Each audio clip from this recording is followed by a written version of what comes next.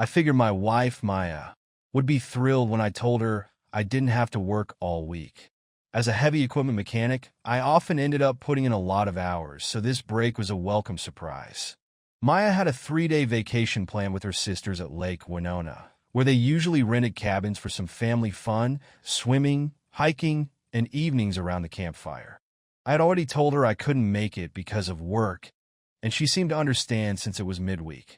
The overtime I earned was quite helpful for us. Missing out on these family outings always left me feeling disappointed, so I was really glad I could finally take some time off. "Hi, honey.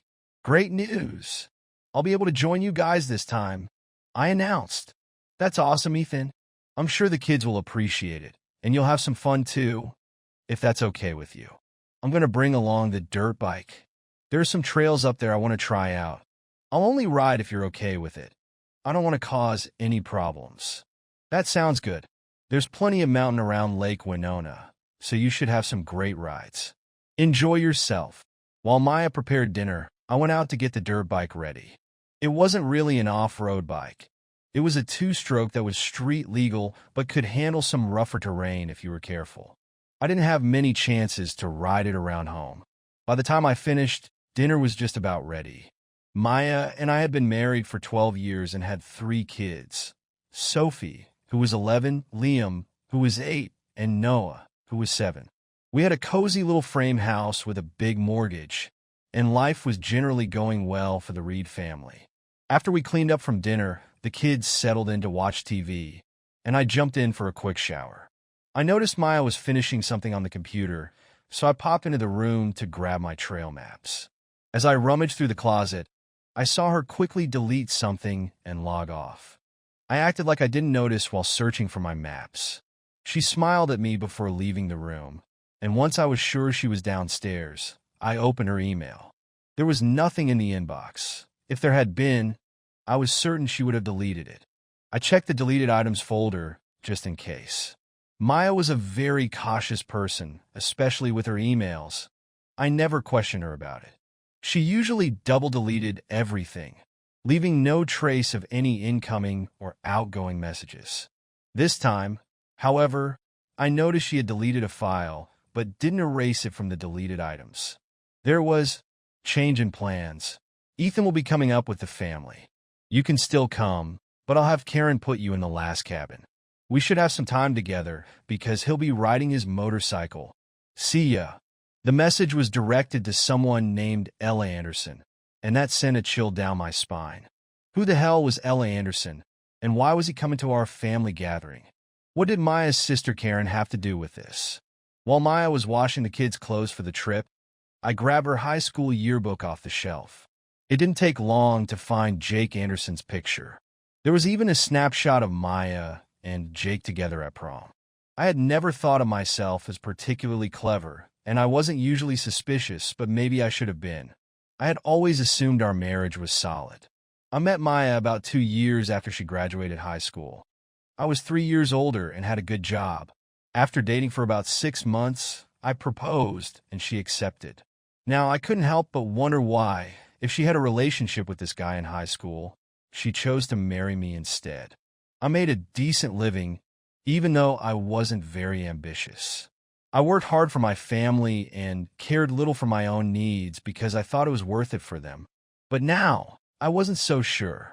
I never liked kids, but I loved my own, and I'd do anything for them simply because they were mine. I was a very protective father.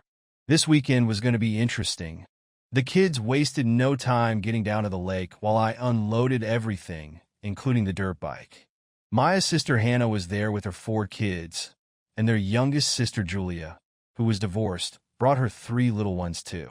Hannah's husband, Mark, didn't make it, which made me feel like the odd man out for the weekend, aside from the extra guy in our cabin.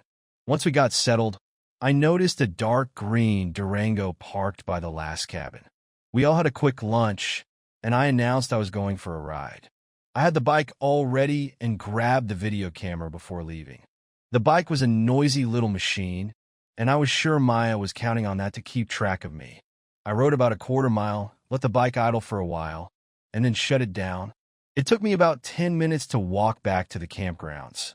The three sisters were sitting around the picnic table, chatting while the kids scattered all over. Then a tall, good-looking guy who I assumed drove the Dodge Durango approached the table. All the girls greeted him warmly. After about 10 minutes, he stood up and walked off, heading around the cabins and toward the changing rooms. Just as I was making my way over, I spotted Maya leaving the table and coming our way. Jake slipped into the ladies' side entrance to go unnoticed, and Maya followed him shortly after. I quietly slipped to the other side and switched on the video camera, not even bothering to remove the lens cap since there was nothing to capture just yet. I moved close to the adjoining wall and could hear them talking. "I'm really sorry, Jake. I had no idea Ethan would be coming today. I'll try to make it up to you," Maya said. "He'll probably be off riding his motorcycle most of the time, so all we have to do is keep an eye on the kids," Jake replied. "It's okay, Maya.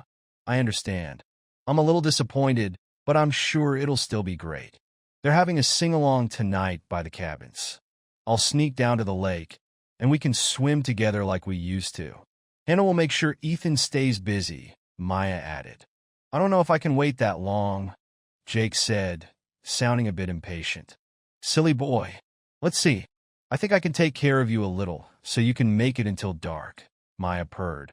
I could hear the unmistakable sound of a zipper and some clothes rustling as Jake began to moan. It became painfully clear that he was receiving oral pleasure from my wife. I listened intently, the sounds of her slurping and humming filling my ears.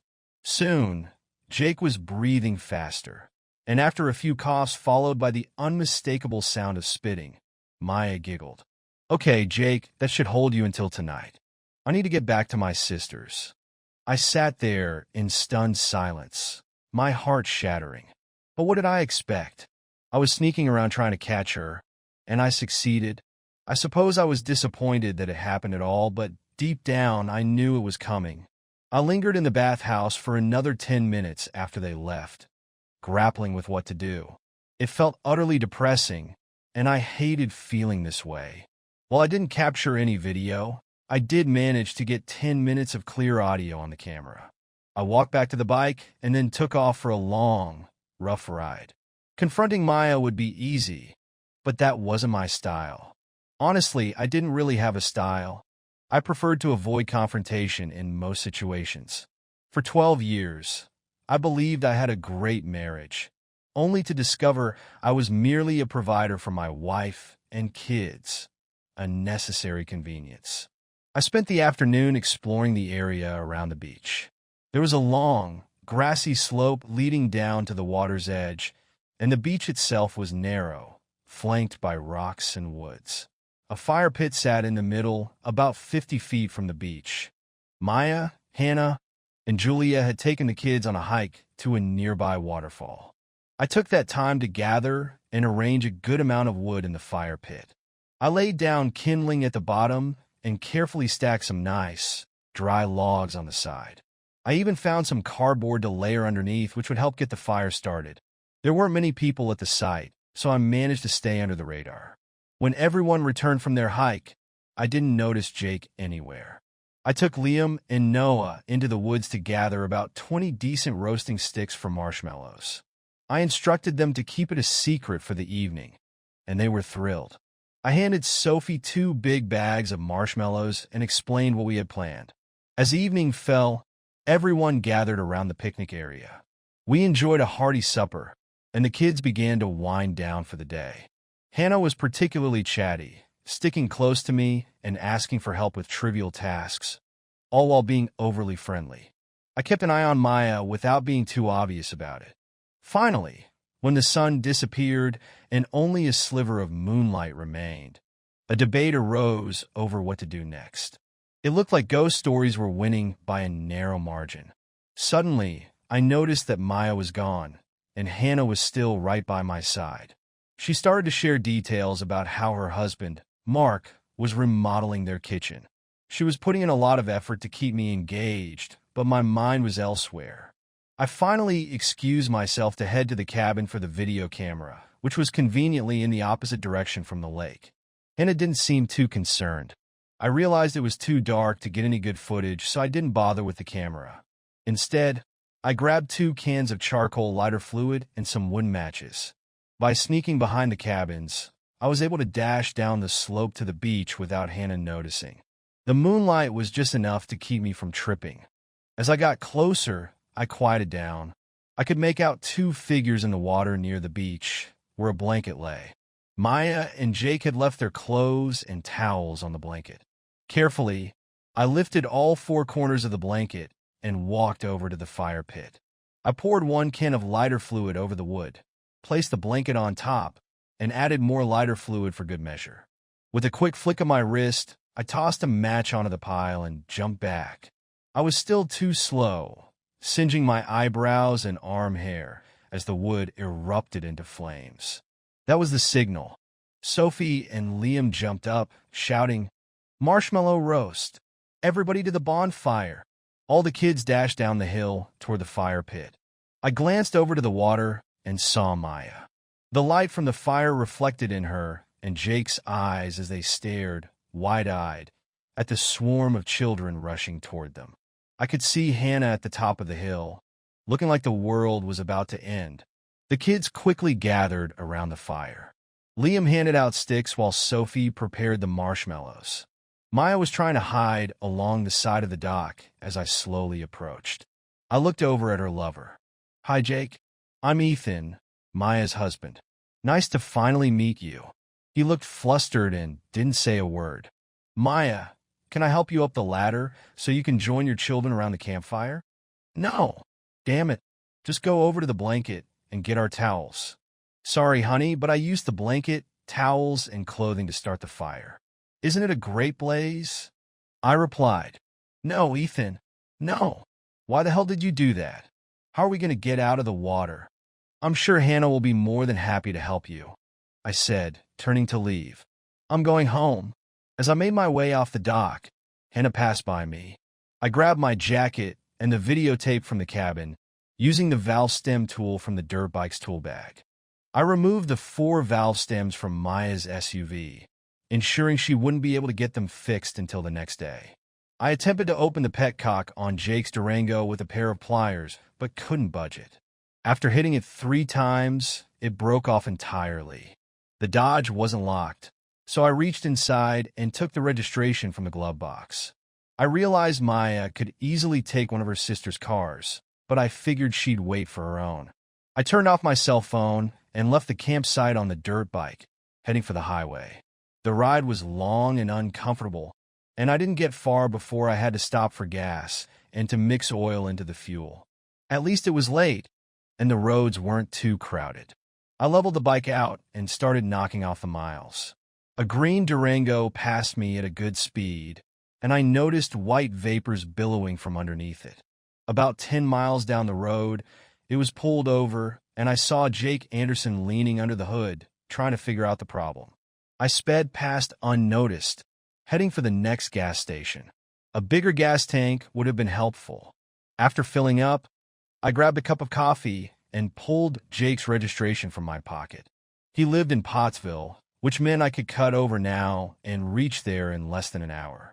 Once I arrived, I knew I'd need to find his address, which took another hour. He lived in a modest frame house just south of town. I couldn't tell if he owned it or rented it. Regardless, I assumed he wouldn't be home for a while, so I broke a kitchen door window and let myself in. Inside, I found a small computer setup in his bedroom. I located a nut driver in the desk drawer and removed the side panel from the CPU. After pulling out the hard drive, I looked around for anything else of interest. There was a CD album on the corner of the desk containing about 20 discs. I grabbed it along with the hard drive and left. Less than 2 hours later, including another gas stop, I was back home. I was grateful for my Pickup's King cab, which allowed me to stash my clothes, PC, and other household items behind the seat. I gathered a bunch of personal papers and documents and headed to a motel on the other side of town. It was 3 a.m., and I needed some shut-eye because tomorrow was going to be busy. Despite my exhaustion, I was up early. It took a while, but I eventually managed to access Jake's hard drive. Dawn revealed that he and Maya had saved all their emails to each other. Most were in his documents folder, but many remained in his mail. I started to read through them, but knew I didn't have time to go through all of them. It would have taken all day. I skimmed a few to get an idea of what was happening. They were definitely being intimate, but the emails weren't explicit. I didn't find any derogatory remarks about me. On the contrary, several comments indicated just the opposite. Maya praised the great job I did installing new kitchen cabinets, and Jake replied that he wished he were as handy as I was. It struck me as odd. Here were two people cheating on me, yet not trash-talking me at all. I was left feeling confused. The CDs were another baffling story. No pornographic images were present, just plenty of pictures of them together, doing all sorts of things, but nothing inappropriate. Her hair was dark and short in some pictures, which were taken when she was pregnant with Sophie. The next set showed her with auburn hair while she was expecting Liam, and then long and dark when she was pregnant with Noah. In all the pictures, Jake looked like a proud father, and that really stung. It was time to get moving. I went through my usual routine. I closed all bank accounts and credit cards, quit my job, and collected my vacation pay and sick leave. I cashed in my life insurance policies and canceled my cell phone service. I arranged to have the utilities shut off at the end of the week. I was sure I was missing something, but I did my best. I stopped by the family doctor's office and had a nurse take a DNA swab, instructing her to send the results to my lawyer.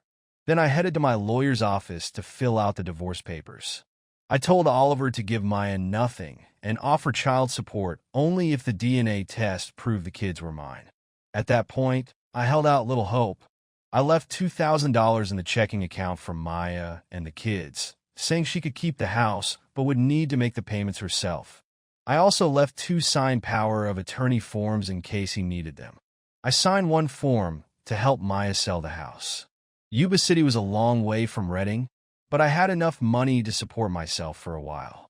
Still, I knew I needed to start working again to keep from going stir-crazy. I felt pretty certain I had left a few messes behind, including a breaking and entering charge in Shasta County. I had no idea what other responsibilities I might have left unresolved at home, but honestly, I didn't care much. I wasn't particularly clever when it came to laying low. My car registration, driver's license, and insurance would remain valid for a while, but eventually, I need to update everything and risk being discovered. Bank accounts and employment could also cause complications. Every morning, groups of men looking for day work gathered on certain key corners, waiting for potential employers to drive by and pick out the ones they wanted. They were paid in cash as independent contractors, which meant no social security numbers were required and no forms needed to be filled out. A day of hard work earned some untraceable cold cash. I didn't mind the labor or the low pay, but I found myself unhappy not being able to talk to my fellow workers. I started picking up a little Spanish, and that made things better. Eventually, I became a regular pick for the Sutter Nut Growers Foreman. They grew walnuts, almonds, hazelnuts, and pistachios. The work was demanding but didn't require much brain power, and I slept well at night. After about a month, I borrowed a cell phone from one of the supervisors and called my lawyer. He had served Maya with the divorce papers. She didn't want anything from me, but insisted on some support for the kids. She hadn't provided him with any DNA test results, and I made it clear that I wouldn't pay support for someone else's kids. Her parents and sisters were helping her with expenses until she could find a job, and she had put the house on the market. If everything went smoothly, the divorce would be finalized in 4 months. Jake Anderson hadn't reported anything to the Shasta County Police, so I figured I didn't need to hide anymore. I spent my evenings reading the emails and looking at the CD pictures. About 4 years ago, Maya and Hannah took a weekend cruise to Nassau, during which Maya spent her time with Jake Anderson while Hannah was with another guy, not Mark, her husband. From the emails, I learned his name was Sam Turner. The pictures were unpleasant to look at. It was clear Maya and Jake had shared a cabin. I had loved Maya and would have done anything for her, so accepting this new information was incredibly difficult. How could I have been so naive? At Sutter Nut Growers, 2 large tree shakers were in operation. One was broken when I started working there, and today the second one malfunctioned. The company had to bring in a serviceman from Sacramento for repairs. They decided to cut the workday short and send everyone home. I asked the supervisor if I could take a look at the shaker. It took me about an hour to get it up and running. My coworkers were happy because they got to finish out their shifts. I spent the rest of the day working on the second shaker and finally got it going around 7 that evening. Everyone else had left early, so the supervisor, John, offered to give me a ride home. On the way to my house, he offered me a full-time position as an equipment repairman, which I eagerly accepted. About a month later, I came home from work to find a budget rental car in my driveway. Mark Carter, Hannah's husband, had tracked me down. He was sitting on my front porch, giving me a half-smile as I approached. I wasn't exactly thrilled to see him, but tried to keep things cordial. "How long have you been waiting, Mark?" I asked. "About 2 hours. I could use a cold beer if you have any." I grabbed us both a Foster's, and we sat down at opposite sides of the Formica kitchen table. "What could be important enough for you to fly almost 3,000 miles to see me, Mark?" Maya asked me to come, and her parents covered the cost of the tickets. "Okay, let's get started. First of all, what are you trying to accomplish?" I spent the entire flight trying to figure out the best way to approach this. Let me tell you something not many people know about Hannah and me. "Does it involve Sam Turner?" I asked. "Yes. I guess it wasn't as big a secret as we hoped," he replied with a smile. All 3 of the Spencer girls, Maya, Hannah, and Julia, wanted large families. It was important to them and to their parents. Hannah and I were married for 2 years and had no luck having kids.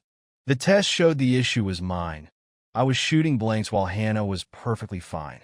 We didn't want to adopt, and we couldn't afford the artificial insemination procedures. After a long time, we finally agreed to find someone else to help Hannah get pregnant. I realize it sounds bizarre, but we put a lot of thought into it. Sam was a friend from high school. Hannah had dated him and had been intimate with him before meeting me. He was one of the ushers at our wedding, and I liked Sam. So, Hannah and I met with him to explain our situation. He was reluctant at first, but eventually agreed to help with some conditions. "Conditions?" I asked, intrigued. Sam said he would get Hannah pregnant as many times as we wanted, but he wanted to be able to spend time with her once a month and have 1 weekend a year with her on those terms. He was willing to help until he found a wife of his own. All 4 of our kids are Sam's. About 3 years ago, I was the best man at his wedding, and he hasn't seen Hannah since. Just how does that relate to Maya and me? I pressed. "The same but different. I assume you're going to explain that." "Maya and Jake Anderson have been sweethearts since junior high school," he said. "They had their entire lives mapped out, except for one significant issue. Jake had suffered a water skiing accident right after high school. While he could still have sex, he was unable to father any children. This devastated Maya, as having kids was her highest priority. Jake convinced her that she should marry so she could start her family, assuring her they would remain close friends." "Meaning friends with benefits?" I shot back. "That's a blunt way to say it, Ethan, but essentially yes," Mark admitted. I listened closely to Mark's words. Some felt genuine, but much of it seemed like nonsense. I decided to let him continue his story. Eventually, Maya agreed to the arrangement, but insisted that Jake help her find a husband. He didn't want anyone from the Pottsville area, so he reached out to a friend he had in Reading, Lucas Bennett. "I believe you worked on some of Lucas's fuel oil trucks." "Yeah, Dave seemed like a decent guy." "Well, they narrowed it down to 3 candidates, and Maya chose you. She pursued you, convinced you to marry her, and let you believe it was your idea. You gave her a good home, a happy marriage, and 3 beautiful children. While trying to be a loving wife, she maintained her relationship with Jake. Over the years, she grew closer to you and spent less time with him. Both Maya and Hannah attempted to set Jake up with other women, but he wanted to keep his relationship with Maya." Mark reached into his coat pocket and slid an envelope across the table. Inside was a DNA report with the letterhead of Shasta County Scientific Labs. I expected a standard form, but instead, I found an official-looking letter declaring that I was the biological father of our 3 children. I glanced at the report, then back at Mark, who remained silent. "Is that all, Mark?" I asked. "Well, Maya severed all ties with Jake right after you left. She believed it would be better for her and the kids. She hoped that with Jake out of her life for good, you might reconsider the divorce and come back." I grabbed 2 more beers, not saying a word, just staring at the paper. I couldn't believe this guy had flown across the country to drop this nonsense on me. There might have been a sliver of truth somewhere, but I couldn't identify it. I had never understood why Maya married me, and after hearing Mark's explanation, I was still lost. "What time is your flight back, Mark?" "I need to be at the Sacramento terminal by 8. I'll have just enough time to drive there and return the rental car." "I appreciate you taking the time to explain this to me, Mark. You could have handled it over the phone, but I guess being face-to-face is more effective. Is there anything you want me to tell Maya or the kids when I return? I know she's hoping for some good news. She was really heartbroken when you left." "I can't think of anything right now. Just give them my best and let them know I'll be thinking about them," I replied. As I walked Mark to his car, I could tell he was expecting a more substantial reaction than what he received. His story was intriguing, especially with his admission about his relationship with Hannah. If everything he said was true, I might want to reconsider the divorce, but there were too many inconsistencies. I still felt a lot of affection for Maya. We had shared many wonderful years together, and I always thought of us as a team. Her betrayal left me heartbroken, yet if there was a chance to mend things, I was open to exploring it. I was searching for more information and clarity, wanting to understand better. I still couldn't believe Mark had flown all the way out here for a 30-minute chat. The next day, I called my lawyer, Oliver. "This is Ethan Reed calling from California. I don't hear from you nearly enough, Ethan. What do you need? First off, have you received any official results back on the DNA paternity tests?" "Ethan, I haven't received anything. I asked Maya 3 times, and she promised each time, but I still have nothing. I told her I would cover the costs for the testing, but it didn't seem to make a difference." Maya's brother-in-law handed me a letter from Sugar Hill Scientific Labs in Pottsville, indicating that I am the father. "Did you give them anything for my test they could use for comparison?" "I've never heard of that lab. I still have your results here in the office, and I haven't shared them with anyone unless they conducted their own DNA test using your hair or fingernails. I have no idea what they were testing against. I'll look into it. Anything else? Can you find out about a guy named Jake Anderson who lives in Pottsville? I can't shake the feeling that knowing more about him might be important. I realize the divorce is nearly final, and I don't want to screw things up. But if I can avoid making a mistake, I'd like to. That shouldn't be a problem. Do I owe you any money? There's still a nice buffer in your account. I'll let you know if you get close to running low." About a week later, Oliver called to inform me that Sugar Hill Scientific Labs was a fraudulent DNA facility that had been shut down by the state. He also let me know that Jake Anderson barely graduated high school. He wasn't very bright and struggled to keep a job. He had just been fired from his last position as a fuel truck driver and was having trouble finding anything else in the Pottsville area. He was described as a nice guy, but not very intelligent. That evening, when I returned home from work, Sophie, Liam, and Noah came rushing up to the truck, showering me with affection as I made my way to the front porch, where their mother was waiting. "To what do I owe this unexpected pleasure?" I asked. I felt the children should be with their father. Since he wouldn't come back to Pennsylvania, I decided to bring them here. I've already rented a place across the river in Marysville. "Why don't I order some pizza while we settle in?" I suggested. The kids excitedly filled the air with stories about their cross-country journey. They hadn't stopped much along the way, yet they managed to experience a world of new and thrilling sights. Maya remained quiet, allowing the little ones to chat freely. I switched on the TV, and they began to unwind. After the chaotic meal, Maya and I cleaned up together. Ethan, I'm really sorry for how things turned out. I hope Mark would explain everything better to you, but it seems he didn't do a very good job. The day after you found Jake and me together, I ended my relationship with him. It was foolish to keep it going for as long as I did. She hesitated, choosing her words carefully. I've realized for years that my marriage is far more important to me than my friendship with Jake. We were so close for such a long time that breaking those ties was incredibly difficult. I know that sounds silly, but I can't think of another way to explain it. Since that day at camp, I haven't seen Jake, and I have no intention of doing so again. I hope you understand that you're the one I love and want to build my life with. You're the father of my children, and I want you to be part of their lives. I don't know what to say, Maya. You've really caught me off guard. There are so many things I don't understand, and maybe I don't want to. It's wonderful to see the kids again, and I'd like to help you with them. I'm not ready to jump back into a relationship, but I'm open to working on it. That's perfectly fine. I understand your hesitation. I've got a restaurant job lined up that starts next week in Marysville, and I'll need to work evenings and weekends. I'd appreciate it if you could watch the kids while I'm working until I can get everything arranged. That sounds reasonable. Will you be dropping them off? Or do you want me to pick them up? I'll drop them off here and pick them up when I'm done. The arrangement seemed to fit well. On the first day, I took DNA mouse swabs from each of the kids and promptly mailed them to Oliver. I noticed Sophie starting to open up more than usual, and she seemed concerned about the situation between Maya and me. I didn't want to involve the kids in this mess, so I tried to avoid mentioning anything about the divorce. A letter arrived from Mark, containing a newspaper clipping and a note that simply read, FYI. The clipping featured a photo of Jake in a soldier's uniform.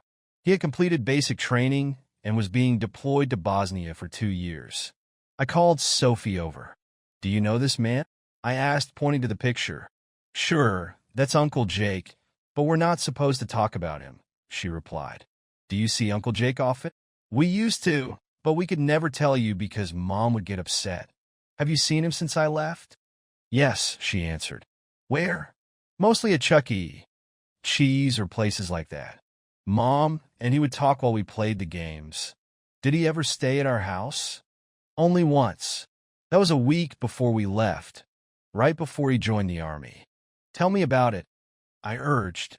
Okay, but I'm not supposed to. He came to the house in a cab. He told Mom he enlisted in the army and was leaving for Philadelphia the next morning. Mom started crying and hugging him, saying all sorts of mushy stuff. Liam, Noah, and I went inside to watch TV while they talked. She cried a lot and said things I couldn't understand. We went to bed, and they were still talking. I came down in the middle of the night to get a drink, and he wasn't on the couch. The next morning, I looked out the window and saw him getting into a cab. Mom was still crying. That afternoon, she told us we were going to California to see you. Just don't tell Mom I told you this, or she'll be really mad at me. Did your mother cry when I left? I asked. No, Sophie replied. Things were starting to click into place. I didn't think the newspaper clipping would achieve the results Mark was hoping for. I had wanted to find a way to reconcile with Maya, but now I was filled with doubt.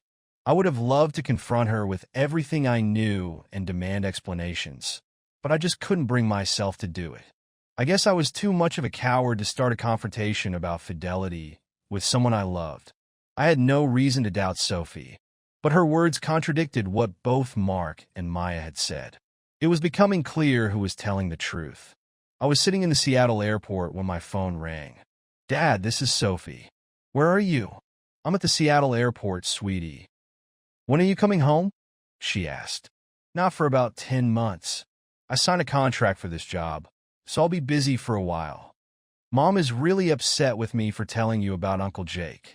We're leaving to go back to Reading as soon as she gets her final paycheck from the restaurant. I think she's upset with you too, Sophie. I'm sorry if I got you into trouble with your mom. Just remember, you didn't do anything wrong. None of this is your fault. And don't forget that I'm going to miss you. Liam and Noah will miss you too.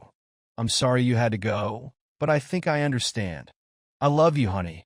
And tell Liam and Noah I love them too. After our call, I reached out to Oliver. The DNA results are in. None of the kids are mine. It was another lie from Mark and Maya. The divorce will be finalized in 2 weeks. I told Oliver I would send support money for the kids as long as there were no further issues. He agreed to manage everything for me. It's freezing in Prudhoe Bay, but at least my wounds are starting to heal.